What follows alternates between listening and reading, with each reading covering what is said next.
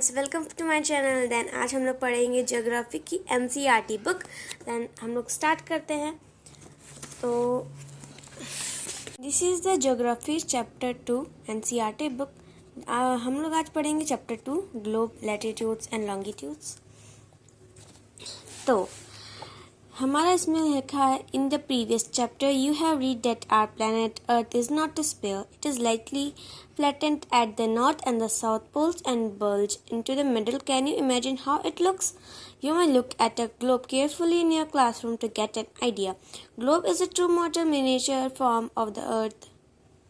Figure 2.2. See figure 2.2. तो इसमें ये कहना चाह रहा है कि हमने पहले के चैप्टर में पढ़ा था कि हमारी जो अर्थ प्लैनेट है अर्थ वो स्पेयर नहीं है. It is slightly flattened at north and south poles. वो नॉर्थ और साउथ पोल से फ्लैटेंड है, मतलब ऐसे है कुछ चपटा सा, जैसे हमारा ऑरेंज होता है ना वैसे. और can you imagine how it looks, या तुम सोच सकते हो कि वो कैसे लगता है. वो you may look at a globe carefully in your classroom. आपको अपने जो ग्लोब है उसको ध्यान से देखना चाहिए. अगर आप क्लासरूम में हो या ना हो, आप खरीद लीजिए. आपने देखा होगा अपने ग्लोब, अगर मान लो कहीं पे आपने देखा होगा तो आपको बताया. आपने मूवीज़ में भी देखी होगी ग्लोब्स को, उधर भी आप उसके पिक लेकर देख सकते हैं ध्यान से. ग्लोब इज, अब इसकी हम लोग डेफिनेशन है. Globe is a true model miniature form of the earth. See figure 2.1. Globe जो है ना हमारा, उसका जो अर्थ है हमारा मिनिएचर फॉर्म में है. ट्रू मॉडल है उसका, सेम वही एज इट है अर्थ का. हमें फिगर 2.1 देखना चाहिए. ये है हमारा ग्लोब. ओके, नेक्स्ट है paragraph. Globes may be of varying size and type. जो ग्लोब है वो वेयरिंग मतलब बहुत ही साइज एंड टाइप में आता है. लाइक कि मतलब एक बड़ा सा आता है, मतलब इतना बड़ा आता है, एक इतना मीडियम साइज में आता है, एक पॉकेट में आता है, पॉकेट टाइप में आता है, कोई बैलून की साइज़ में होता है, कोई बहुत से टाइप में होता है. हम लोग उसको इजी से कैरी कर सकते हैं. जो बड़ा वाला होता है उसको कैरी नहीं कर सकते. अब आगे, the globe is not fixed, it can be rotated the same way as a top spin और a potter's wheel is rotated. तो इसका मतलब ये है कि ग्लोब एक ही जगह पे रुका नहीं रहता. मतलब कि एक मॉडल है नहीं है, एक स्टैचू नहीं है. वो भी जैसे हमारा अर्थ घूमता है ना, घूमता है ऐसे ऐसे से, वैसे वो भी रोटेट करता है.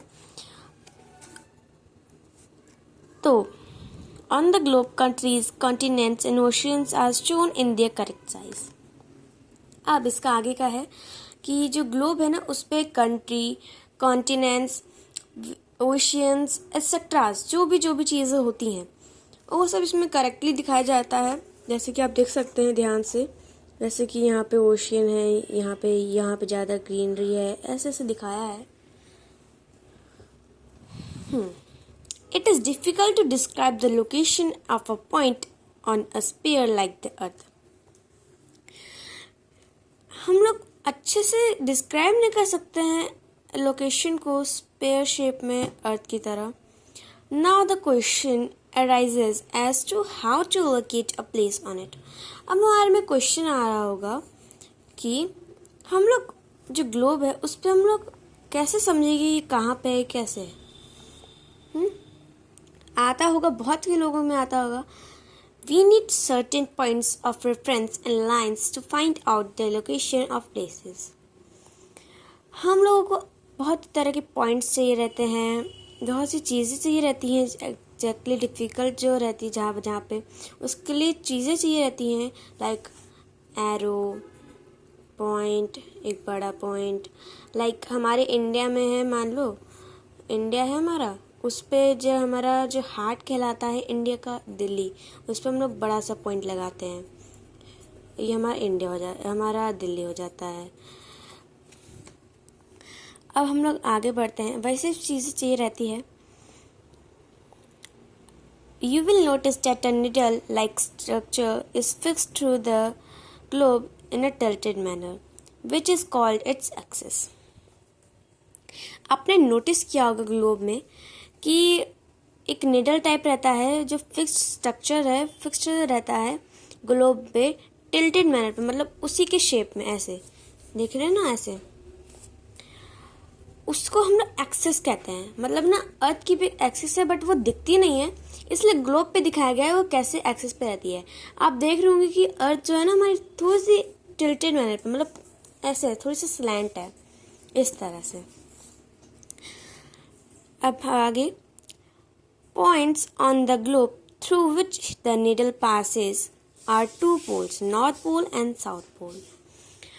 अब इसमें आगे है हमारे पे 2 पॉइंट्स है ग्लोब पे, जैसे जो है जो निडल के पास है 2 poles, that is north pole and south pole. मतलब कि यहाँ पे नॉर्थ है, यहाँ पे साउथ है, मतलब कि इधर नॉर्थ इधर साउथ। आगे हम लोग जाते हैं, the globe can be moved around it this needle from west to east just as the earth moves, but remember there is a major difference. The real earth has no such needle. It moves around its axis which is an imaginary line. इसका मतलब ये है कि जो globe है ना वो जो निडल है उसके अराउंड वेस्ट टू ईस्ट नहीं करके मूव करती है, पर आपको ध्यान रखना पड़ेगा कि जो उसमें डिफरेंस ये है ना कि ग्लोब में ऐसे टिल्टेड मैनर में दिखाया गया है और हम लोग घुमा सकते हैं, बट ऐसे प्लैनेट्स में हमारे रियल अर्थ जो है उसमें कोई इमेजिनरी लाइन है, मतलब जो हमारा एक्सिस है वो इमेजिनरी लाइन है, जो अभी मैंने आपको बताया कि हमको दिखती नहीं है बट उसी स्टेप में वो घूमती है। ठीक है, देखिए इधर लिखा है around it axis which is an imaginary line, समझे। Another imaginary line running on the globe divides it into 2 equal parts. This line is known as the equator. जो दूसरी imaginary line है जो ग्लोब को डिवाइड करती है 2 equal parts में, वो है equator. The northern half of the earth is known as the northern hemisphere and the southern part is known as the southern hemisphere. अब इसका मतलब ये है कि जो हमारा नॉर्दर्न हाफ है, मतलब वो जो इक्वेटर है उसे हम इक्वेटर कहते हैं। अनेदर इसको आप अंडरलाइन कर सकते हैं या फिर इसको आप हाईलाइट कर सकते हैं इधर तक। अभी मैं इसके क्वेश्चन आंसर्स भी आपको लिखवा दूंगी अगले पार्ट में, अभी फ़िलहाल ये करते हैं। जो नॉर्दर्न हाफ है ना वो हमारा कह सकते हैं नॉर्दर्न हेमिस्फीयर, और जो साउदर्न पार्ट है वो हमें उसे कहते हैं साउदर्न हेमिस्फीयर। देखिए इधर लिखा है they are both equal halves, therefore the equator is an imaginary circular line and is a very important reference point to locate places on the earth. तो ये जो both है वो equal halves में करते हैं locate, therefore the equator is an imaginary circular line and is a very important reference point to locate places on the earth. इसका मतलब ये है कि इसकी भी इक्वेटर की भी एक इमेजिनरी लाइन है, सर्कुलर लाइन है, जो बहुत ही इम्पॉर्टेंट है, बहुत ही महत्वपूर्ण है हमारे पॉइंट को लोकेट करने के लिए प्लेसेस अर्थ पे। All parallel circular circles from the equator up to the poles are called parallels of latitudes. Latitudes are measured in degrees. अब इसका मतलब क्या हुआ, जो ऑल भी पैरेलल सर्कल्स हैं वो इक्वेटर को up to the poles are called parallels. जो ऑल भी पैरेलल सर्कल्स है ना जो इक्वेटर को उठाता है पोल्स की तरह, उसे हम पैरेलल्स ऑफ लैटिट्यूड्स कहते हैं। Latitudes are measured in degrees. Latitude को हम लोग डिग्रीज में मेजर करते हैं। किस में करते हैं? Measured in degrees. इसको आप अगर नोट बना रहे हैं तो आप इसको ज़रूर लिखिएगा। जो जो हाइलाइट्स चीज़ें हैं ना उसको ज़रूर लिखिएगा, आपको जो लग रहा है। हमारा नेक्स्ट चीज़ है the equator represent a 0 degree latitude. जो इक्वेटर है वो 0 डिग्री की लैटिट्यूड रिप्रेजेंट करता है। Since the distance from the equator to the either of the poles is 1/4 of a circle round the earth. तब सिंस जो डिस्टेंस है equator का पोल्स का 1/4 पार्ट में, सर्कल अराउंड ऑफ द अर्थ मतलब घूमने मतलब गोले में, वो मेज़र करता है 1/4 में 360 डिग्री में, जो है 90 डिग्री।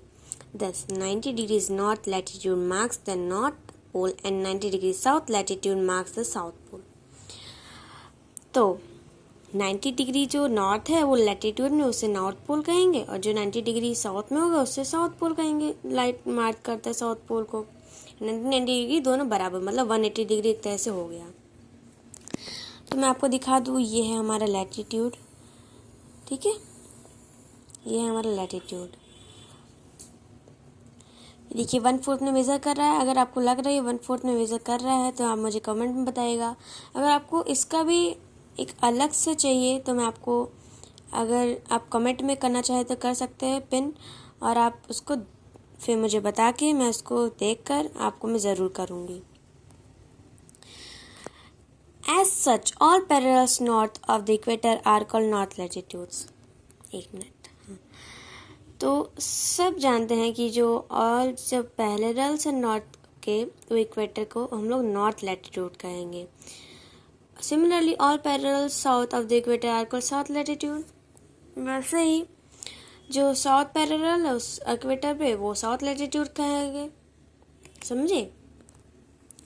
नेक्स्ट चीज, the value of earth latitudes is there followed by either of word north और south। जो वैल्यू है लैटिट्यूड की जो है, जो फॉलोड करती है साउथ और नॉर्थ को वर्ड में, वो हम लोग उसे कहेंगे, इंडिकेट करता है लेटर एन और एस, मतलब नॉर्थ का एन और एस, साउथ का S. For example, both Chandrapur in Maharashtra India and Belo Horizont in Brazil, South America are located on parallels of about 20 degree latitude। अब इसका मतलब ये है कि जैसे कि जनरली जो बोथ चंद्रपुर और महाराष्ट्र में और बेलो हॉरिजॉन्ट इन ब्राज़ील, जो चंद्रपुर इन महाराष्ट्र इंडिया में है और बेलो हॉरिजॉन्ट ब्राज़ील में है साउथ अमेरिका में, वो दोनों 20 डिग्री लैटिट्यूड में ही लोकेट होते हैं। But the formers of 20 degree north of the equator and the letter is 20 degree south of it. We are therefore say that Chandrapur is situated in 20 degree and latitude and Belo Horizont is situated in 20 degree south latitude। इसका मतलब ये हुआ कि जो ये दोनों total 20 degree latitude में है, बट इसमें एक चीज़ की डिफरेंस है नॉर्थ और साउथ में। तो हमारा जो इंडिया का चंद्रपुर है जो महाराष्ट्र में, वो है 20 डिग्री नॉर्थ में। तो इतना बड़ा तो लिख नहीं सकते, 20 डिग्री नॉर्थ लैटिट्यूड, कुछ ज़्यादा ही समय लग जाएगा हमें, इसलिए नॉर्थ का हम लोगों ने एन कर दिया शॉर्ट, और डिग्री का भी एक मार्क बना दिया हमने, ताकि इतना स्पेस ना ले और जल्दी हो जाए। और जो बेलो हॉरिजॉन्ट है वो सिचुएटेड है साउथ में 20 डिग्री में, तो हम लोगों ने इसका एस कर दिया। ठीक है, we see the figure 2.0 that we move from the way away from the equator the size of the parallels of latitude degrees. इसमें मैंने बताया जैसे कि ये 20 डिग्री है और नीचे 20 डिग्री साउथ है, मतलब हमारा ये महाराष्ट्र इधर है और ये जो बेलो हॉरिजॉन्ट है वो नॉर्थ अमेरिका यहाँ पे है। समझे? बहुत लोग सोचते होंगे कि इंडिया जो है, हमारी इंडिया पे जब दिन होती है तो नॉर्थ मतलब अमेरिका के साइड में रात कैसे हो जाती है। इसका मतलब ये है ना कि जो इक्वेटर है ना लाइन, जब वो रोटेट करती है और रिवॉल्व करती है ना, तो उसका जब करते करते आती है तो ये चीज़ है ना वो ऊपर चली जाती है, एक तरह से कह सकते हैं, या फिर ऐसे घूमते घूमते तो घूमती है ना, तो ऐसे ऐसे घूमती है, ऐसे ऐसे ऐसे। मान ली ये चीज़ यहाँ पे है तो ये धीरे धीरे इधर आ जाएगी, तो इधर हमारा दिन हो जाएगा, और नीचे ये फिर आ जाएगा तो ये रात हो जाएगा। या फिर कह सकते हैं ये चीज़ें घूमते ऊपर आएगा ना, तो इधर से चले जाएगा और हमारा इंडिया है वो इस साइड चला जाएगा। तो ऐसे ही दिन और रात होती है, क्योंकि ये हमारा इक्वेटर नॉर्थ साइड पे हमारा इंडिया और ये साउथ में है। नेक्स्ट है important parallels of latitudes. Beside the equator 0 degree, the North Pole 90 degree north and the South Pole 90 degree south, there are 4 important parallels of latitude. Tropic of Cancer 23.5 degree north in the northern hemisphere. Second, Tropic of Capricorn 20 degree half degree south In the southern hemisphere, third Arctic Circle at 66.5 degree north of the equator and Antarctic Circle and 66 degree half south of the equator. जो equator 0 degree है उसके भी वो है, जो north pole जो beside equator है 0 degree उसके भी आर पार हैं डिग्रीज। नॉर्थ पोल का है 90 degree north and south pole का भी 90 डिग्री साउथ है, मतलब दोनों में हाफ हाफ बटे हैं। वो उनके 4 पैरेलल्स हैं लैटिट्यूड के मेन, जो है इम्पॉर्टेंट भी हैं। पहला है टॉपिक ऑफ कैंसर, जो नॉर्थ में 23 हाफ, दिखाती हूँ मैं आपको। यहाँ पे 23 हाफ टॉपिक ऑफ कैंसर, यहाँ पे भी 23 डिग्री हाफ, ये बट यहाँ पे 23 हाफ है, यहाँ पे 23 हाफ है, बट इसमें अंतर क्या है? नॉर्थ एंड साउथ का। किसका अंतर है? नॉर्थ एंड साउथ का। तो यहाँ पे बट इसका नाम भी थोड़ा सा, टॉपिक ऑफ तो दोनों में सेम है, बट कैंसर और कैप्रिकॉर्न, कैंसर एंड कैप्रिकॉर्न, इसमें तो से डिफरेंस है, ताकि हमें पता चले ये नॉर्थ ये साउथ का याद रहेगा। यहाँ पे आर्टिक सर्कल, यहाँ पे एंटार्क्टिक सर्कल जो 66 हाफ है, और ये भी 66 हाफ है, बट ये नॉर्थ है और ये साउथ है। ये साउथ पोल का, ये नॉर्थ पोल का, समझे? Next page. यहाँ पे एक एक्टिविटी भी दी गई है, यहाँ पे कहीं लिखा होगा। पहले हम लोग नेक्स्ट इम्पॉर्टेंट उस पर चलते हैं, हीट जोन्स ऑफ द अर्थ। इसको मैं छोटे में समझा देती हूँ, बहुत ही बड़ा है, इसको मैं छोटे में समझा देती हूँ। यहाँ पे 3 इंपॉर्टेंट जोन्स है, torrid zone, temperate zone and frigid zone. जो टॉरेट जोन है मैं आपको इधर दिखाती हूँ। ये रहा आपका टॉरेट जोन, कहाँ गया? हाँ, ये टॉरेट जोन, हाँ ये टॉरेट जोन, ये टेम्परेट जोन और ये फ्रिजिड जोन। ये बीच में ना साउथ टेम्परेट, नॉर्थ टेम्परेट, ये फ्रिजिड, रिफ्रिजिड। फ्रिजिड का कोई साउथ फ्रिजिड, नॉर्थ फ्रिजिड नहीं है, बस इन दोनों का है, क्योंकि इसमें अंतर पता चल जाएगा कि हाँ ये नॉर्थ टेम्परेट का है और ये साउथ टेम्परेट का है। ठीक है, जो अब मैं उसको बता देती हूँ इसमें अंतर क्या है। टॉरेट जोन में बहुत ही ज़्यादा हीट होती है, यहाँ पे बहुत ज़्यादा हीट पाई जाती है, उसे टॉरेट जोन कहलाता है।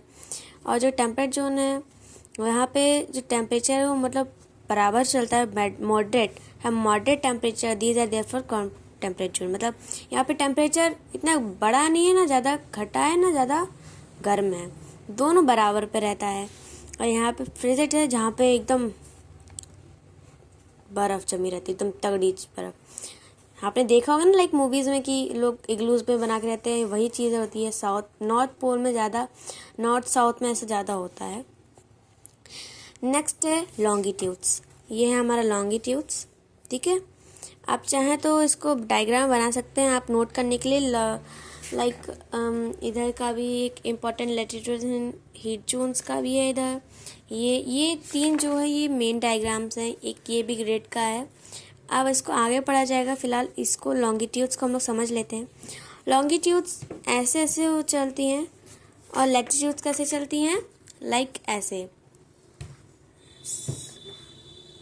ओके ऐसे और ऐसे। याद रखिएगा लॉन्गिट्यूड्स मतलब स्ट्रेट, मतलब वैसा स्ट्रेट नहीं, थोड़ा सा ऐसे करके लाइक सी में। और जो हमारा लैटिट्यूड है वो सी बट ऐसे स्लैंट, मतलब स्लांट नहीं, स्लीप उसमें। तो लॉन्गिट्यूड्स क्या होते हैं? To fix the position of a place, it is necessary to know something more than the latitude of the place. You can see, for example, that Tonga Island in the Pacific Ocean and Mauritius Island in the Indian Ocean are situated on the same latitude, that is 20 degrees south. Now, in order to locate them precisely, we must find out how far east or west these places are from a given line or reference running from the North Pole to the South Pole. These lines of reference are called the meridians of longitudes. इसका मतलब ये है, मैं आपको छोटे में समझा दूँ कि जो हम लोगों को नेसेसरी होता है समथिंग को, और कुछ चीज़ों को लैटिट्यूड में जो हम लोग नहीं पोजीशन फिक्स कर पाते, नहीं समझ पाते हैं, वो हम लोग लॉन्गिट्यूड में करते हैं। फॉर एग्जांपल जैसे टोंगा आइलैंड है पैसिफिक ओशन में और जो मैरिटियस आइलैंड है इंडियन ओशन में, उन दोनों की सेम ही लैटिट्यूड है, जो है 20 डिग्री साउथ। पर ऑर्डर में हम लोग उसको कैसे समझेंगे कि वो कौन सी साइड पे, कौन सी डिग्री पे है, उसमें थोड़ा सा अंतर आ जाएगा ना। इसी वजह से हम लोगों ने लॉन्गिट्यूड्स को भी बना लिया। तो इससे हमें हमें इज्जत मिली, वो इसके पता चला कि हाँ पे ये इस साइड पे है और इस डिग्री पे है और इतने लाइन पे है। इसमें हम लोग मतलब ना इसको एक साथ मिला के देखिए ना कुछ ऐसे, तो यहाँ पे एक गैप टाइप बन जाएगा, तो इसमें हमें पता चल जाएगा कि ये इतना पे है। अच्छा, समझ में आया, इतने पे ये इतना गैप ले रहा है, इतना इतना बॉक्स ले रहा है, इतना साइड ले रहा है। इसमें हमें ये समझ में आ जाएगा अगर हम एक साथ मिला के देखें तो। जो हमारा लॉन्गिट्यूड जैसे करके बनेगा ना, उस लाइंस को हम रेफरेंस करता है, उसे मेरिडियंस ऑफ लॉन्गिट्यूड कहते हैं। These lines of reference are called the meridians of longitudes. Next है एंड द डिस्टेंस, मतलब इसके आगे का ही है ये meridians of longitude. And the distances between them are measured in degree of longitude. इसका मतलब ये है कि जो हमारा डिस्टेंस है बिटवीन इन मेज़र करने के लिए उसे हम लोग डिग्री ऑफ लॉन्गिट्यूड कहेंगे। Each degree is further divided into minutes and minutes into seconds. They are semi-circle and the distance between them decreases steadily polewards until it becomes zero at the poles where all the meridians meet. इसका मतलब ये है कि जो हर एक degree है वो further divide करी है मिनटों में, और मिनटों से सेकंड में जो सेमी सर्कल का डिस्टेंस कवर करता है बिटवीन डिक्रीजेस स्टेडली पोलवार्ड्स, मतलब जो स्टेडली पोलवार्ड्स को डिक्रीज करता है जब वो जीरो पोल्स पे ना पहुँचे, जब तक वो जहाँ पे मेरिडियंस मीट करते हैं। Unlike parallels of latitudes, all meridians are of equal length, thus it was difficult to number the meridians. Since all countries decided that the count should be begin from the meridian which passed through Greenwich, where the British Royal Observatory is located. This meridian is called the prime meridian. इसका मतलब ये है कि unlike जो parallels of latitude हैं वो हर एक जो ऑल मेरिडियंस है ना वो इक्वल लेंथ में है, तो इसी वजह से हमें डिफ़िकल्ट लगता है नंबर द मेरिडियंस को नंबर करने में, काउंट करने में। तो जो सारी कंट्रीज ने डिसाइड किया कि हम लोग एक वो रखेंगे वेयर जो ग्रीनविच रखेंगे, जहाँ पे ब्रिटिश रॉयल की ऑब्जर्वेटरी है लोकेटेड है। This meridian is called prime meridian, उस मेरिडियन को हम लोग प्राइम मेरिडियन कहते हैं। Its value of 0 degree longitude and from it we count 180 degree eastwards as well as 180 degree westward कहेंगे, ना कि वेस्ट वर्ड, ऐसे कुछ नहीं है। वेस्ट वार्ड है, साउथ वार्ड है। मैं थोड़ा सा जल्दी पढ़ रही हूँ इसलिए मेरे को सा दिक्कत हो रहा है, ठीक है। तो जो हमारा जो ये चीज़ है ना वैल्यू जो 0 डिग्री लॉन्गिट्यूड पे, और ये हम लोग काउंट करते हैं 180 डिग्री ईस्ट वार्ड पे और 180 डिग्री वेस्ट वार्ड पे। तो इन दोनों को काउंट करेंगे तो हमारे क्या तो बन जाएगा 360 डिग्री, ठीक है। तो जो प्राइम मेरिडियन है वो और जो 180 degree meridian divide the earth into 2 equal half, मतलब 180 डिग्री ईस्ट 180 डिग्री वेस्ट, इसको इक्वल पार्ट में करती है। उसी को हम लोग क्या कहेंगे, eastern hemisphere and western hemisphere. इसका भी ईस्टर्न एंड वेस्टर्न में हम लोग नॉर्थर्न एंड साउथर्न पढ़ा, फिर ईस्टर्न एंड वेस्टर्न भी है इसका हेमिस्फीयर। तो इसी वजह से the longitude of a place is followed by the letter E for the east and west for the west. वही चीज़ है, वही चीज़ में बताई गई है कि अभी इसी चीज़ को हम लोग छोटे पे कर दिए, वेस्ट एंड ईस्ट को डब्ल्यू और ई, ठीक है।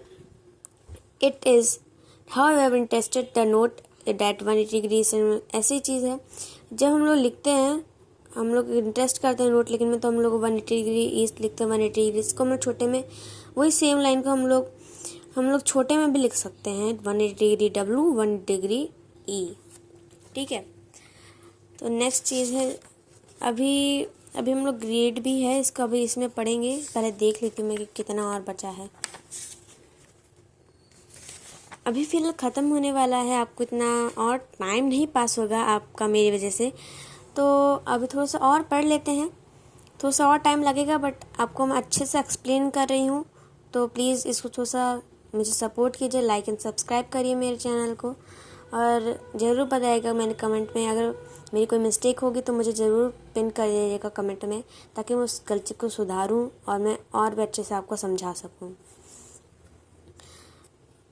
तो now look at the grid of parallels, latitude and meridians of longitude on the globe. Figure 2.6. You can locate any point on the globe very easily if you know its latitude and longitude. For example, Dhubri in Assam in situated on 26° north latitude and 90° east longitude.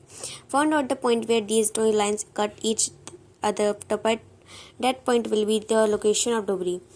तो हम लोग को grid पे देखना है. इसमें जैसे कि जो असम में जो धुबरी है ना, वो असम जो 26° नॉर्थ पे लैटिट्यूड पे सिचुएट करता है और 90° ईस्ट पे लॉन्गिट्यूड पे सिचुएट करता है. तो हमें अभी देखना है कि ये कहाँ पे करता है. जैसे कि 26° लैटिट्यूड में, तो 26° यहाँ पे एक तरह से है ना नॉर्थ, तो इस साइड पे कर रहा है ऐसे, और 90° लॉन्गिट्यूड. तो 90° लॉन्गिट्यूड कहाँ पे गया, ऐसे कुछ है. इसका आपको लोकेट करना है, मुझे ज़रूर बताइएगा. तो अब आगे है to understand this clearly draw equidistance vertical and horizontal lines on a paper. Figure 2.7. Label the vertical rows with numbers and horizontal rows with letters. Draw some small circles randomly on points where these horizontal and vertical lines intersect each other. Name these small circles as A, B, C, D and D. Let vertical lines represent each longitudes and horizontal lines as north and latitudes. Now you will see that circle A is located on B north latitude and 1° east longitude. Find out the location on another circle. इसमें ये बताया गया है कि हम लोग इसको अगर हमें सिचुएट करना है, अभी तो हम लोग इसमें नहीं कर पा रहे हैं, बट अगर हम लोग ऐसे ही एक फिगर 2.7 देखा, अगर हम लोग ऐसे लाइन बनाए एक प्लेन पेपर पे, तो अगर हम लोग इसको मार्क करें ऐसे कुछ इस तरह से, तो एक इंटरसेक्ट करता है. मान ये असम का एक वो बना देता है कि यहाँ पे इसी चीज़ पे इसी जगह पे है वो. तो हम लोग ऐसे इजीली कर सकते हैं. हम लोग और भी लोकेशंस को ऐसे ही बना के कर सकते हैं, सिचुएट कर सकते हैं. तो अब हम लोग सोच समझेंगे longitude and time. The best means of measuring time is by the movement of the earth, the moon and the planets. The sun regularly rises and sets every day, and naturally it can be best timekeeper throughout the world. Local time can be reckoned by the shadow cast by the sun, which is the shortest at noon and longest at sunrise and sunset. When the prime meridian of Greenwich has the sun at the highest point in the sky, all the places along the meridian will have midday on noon. अब इसका मतलब ये है कि जो best mean है measuring time करने का, वो है अर्थ का मूवमेंट है. अर्थ का जब हमारा रात होती है, मून होता है प्लैनेट्स पे, और हमेशा मून भी होता है, सन भी राइज करता है और ढलता भी है, तो वो नेचुरल चीज़ है. अब वो हमारा वेस्ट टाइम करता है, कीप रखता है अपने आप को, वर्ल्ड को. इसी को मतलब लोकल टाइम बना दिया गया है. वो हमारा शेडो कास्ट करता था पहले. ये पहले की बात किया गया है कि एक सन डायल होता है ना, वो सन डायल रखा जाता था उसको एक जगह पे. अगर आपको एक एक्टिविटी टाइप बताऊं कि मान लीजिए एक टाइप बटन टाइप लीजिएगा, उस पर एक उसका एक चीज़ रखिएगा, उसको इधर सन जहाँ पे पॉइंट कर रहा है ना वहाँ पे रखिएगा और उसको करिएगा. वो देखिएगा आपके जिसकी जो परछाई है ना, वो सेम करेक्ट टाइम बताएगा. थोड़ा इधर उधर का टाइम देगा बट वो एकदम करेक्ट रहेगा, क्योंकि वो एकदम सही टाइम बताएगा. लोकल टाइम हमारा जो रहेगा ना, उसी के हिसाब से बताएगा. और पहले लोग ऐसे ही नापते थे. मान लीजिए अगर सूरज इधर है तो आपका टाइम करेक्ट दिखाएगा, अगर दोपहर है तो आपका 12 नून भी दिखाएगा. सब कुछ सेम रहेगा एकदम. When the prime meridian of Greenwich has the sun at the highest point in the sky, all the places along this meridian will have midday or noon. जब प्राइम मेरिडियन जो ग्रीनविच है, जब sun rise करता है वहाँ पे highest point sky पे, तो जो सारे प्लेसेस है ना मेरिडियन पे, वो मिड डे करता है, या फिर हम लोग उसको नून भी कह सकते हैं. इसका मतलब ये है ना कि मान लीजिए अगर सन ऐसे है ना कुछ इस तरह से, तो इसका मतलब है 12 नून हो रहे हैं, ना कि AM ना ही PM. इसे हम लोग नून भी कहते हैं, मिड डे और नून. As the earth rotates from west to east, those placed east of Greenwich will be ahead of Greenwich time, and the rate of and the rate of difference can be calculated as follows. The earth rotates 360 in about 12 hours, 24 hours, which means 50 degree and 1 hour or 1 in a etc.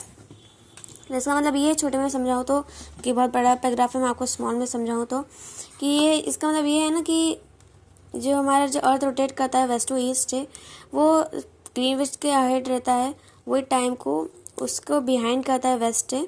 Figure 2.8 देखे तो देखिए ऐसे, ठीक है। तो अगर आपकी book है आपके पास अभी उसकी, तो आप उसमें देख सकते हैं। मैं ज़्यादा नहीं दिखा सकती, थोड़ी सी लॉन्ग और हो जाएगी वीडियो, आपको बहुत टाइम लगेगा देखने में, तो इसलिए मैं अभी आप अपने बुक में देखिए, अगर आपके पास अच्छे से बुक है तो। जिनके पास नहीं है मैं उनको अलग से दिखा देती हूँ, इसलिए मैंने उनको लिए दिखाया। आप ध्यान से और देख लीजिए, टाइम खुद ही कर रही हूँ मैं तो उसी को हम लोग 24 आवर्स का टाइम दिया, रेट कर दिया हम लोग ने 24 आवर्स का। वो जो कैलकुलेट करे तो डिफरेंट है, बट 24 आवर्स का ही करता है, जो रोटेट करता है 360 डिग्री में, विच मीन्स है जो 15 degree and are and 1 degree in 4 minutes. मतलब कि जो 15 डिग्री है वो 1 आवर करता है और 1 मिनट, और 1 डिग्री है वो 4 मिनट्स करता है, या फिर 1 डिग्री इन 4 मिनट्स, और या Thus, when it is 12 noon at Greenwich, the time at 15 degree east of Greenwich will be 15 multiplied 4 is equal to 60 minutes. That is 1 hour ahead of Greenwich time, which means 1 p.m. But was 15 west of Greenwich, the time will be behind Greenwich time by 1 hour. That is, it will be 11 a.m. Similarly, at 180 degree, it will be midnight when it is 12 noon of Greenwich. इसका मतलब ये है कि ऐसे Greenwich के times के हिसाब से देखें, जब वहाँ पे 15 डिग्री ईस्ट हो रहा होगा, तो अगर हम उसको मल्टीप्लाई करें 15 × 4 तो 60 मिनट्स आएगा, जो मतलब है 1 आवर है हेड। तो इसका मतलब है कि हम कुछ जगह पे 1 आवर 1 बज रहे होंगे, 1 बज रहा होगा, बट ग्रीनविच के हिसाब से वहाँ पे अभी 11 AM हो रहा होगा। तो इसी हिसाब से सिमिलरली जो होता है ना 180 डिग्री का वो अंतर है। Midnight when it is 12 Noon of Greenwich, मतलब मिडनाइट मतलब 12 नून, रात को भी मिडनाइट होता है, मिड नून होता है और एक मिडनाइट होता है।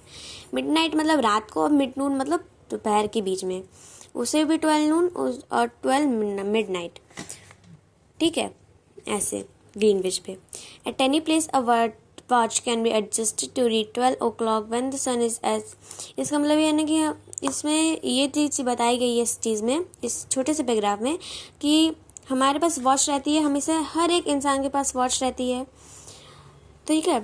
तो हम लोग अगर कहीं पे भी कंट्री पर रहें, अगर हम उनका कहीं और टाइम चल रहा है और हमारा कुछ और टाइम चल रहा है, तो हम लोग उस अपने वॉच में उसको एडजस्ट कर लें ताकि हमें टाइम में देरी ना हो। तो इसी वजह से हर एक कंट्री में ना 15 डिग्री का वो रहता है, अंतर रहता है। अभी दिखा है ना, वैसे ही 15 डिग्री अंतर रहता है। मान लीजिए यहाँ पे 1 बजा तो वहाँ पे कुछ और बज रहा होगा, ऐसे रहता है। मतलब कि वहाँ हमारे यहाँ पे 1, वहाँ पे 2 जो बज रहा होगा, समझे। तो जो हमारे यहाँ पे टाइम शो करना है लोकल टाइम होता है, जो वहाँ पे शो करता है उनका लोकल टाइम, जो और कहीं और पे उनका लोकल टाइम, ऐसा सबका लोकल टाइम होता है, ठीक है। अभी ये चीज़ लास्ट पैराग्राफ पे मैं इसको नेक्स्ट पार्ट में समझा लूँगी, जब मैं जो दूसरे पार्ट में जिस पार्ट में मैं आपको क्वेश्चन आंसर्स बताऊँगी। आज के लिए इतना ही, बाय बाय, ग्रेट टाइम। अगर आपको समझ में आया तो ज़रूर बताइएगा, बाय।